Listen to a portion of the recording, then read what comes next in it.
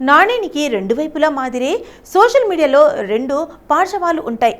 మంచిని ఎక్కువగా చర్చించినప్పుడు మధ్యలో చెడును, అలాగే చెడు వైపు ఎక్కువగా చర్చ జరిగినప్పుడు మధ్యలో మంచి ప్రస్తావము తెలుస్తుంటుంది.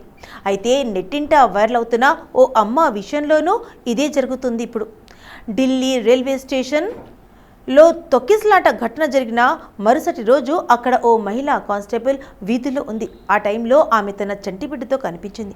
అందుకు సంబంధించిన వీడియో అందంగా ఎడిట్ చేసిన ఆమె ఫోటో సైతం సోషల్ మీడియాలో విపరీతంగా వైరల్ అయింది. ఇక అలాగే ఈ మధ్య అయితే తోపులాట, తొక్కిసలాట ఘటనలు చోటు చేసుకుంటున్నాయి. అలాంటి వారిని నియంత్రించాల్సిన బాధ్యత ఇలాంటి కానిస్టేబుల్లకే ఉంటుంది. అలాంటప్పుడు ఆమె అలా తన బిడ్డ ప్రాణాలు పణంగా పెట్టి మరీ వీధులు నిర్వహించాల్సిన అవసరం ఉందా అని ప్రశ్నిస్తున్నారు. అలాగే బిడ్డల సంరక్షణ కోసం ఆర్పీఎఫ్ స్టేషన్లలో ఉండే సదుపాయాలన్నీ ఆమె వినియోగించుకోవాల్సిందని సూచిస్తున్నారు. మరోవైపు నారీ శక్తి అని పిలవడం పైన పలువురు అభ్యంతరం వ్యక్తం చేస్తున్నారు. ఇలా బిడ్డతో వీధులకు హాజరు కావడాన్ని అన్యాయంగా అభివర్ణిస్తున్నారు.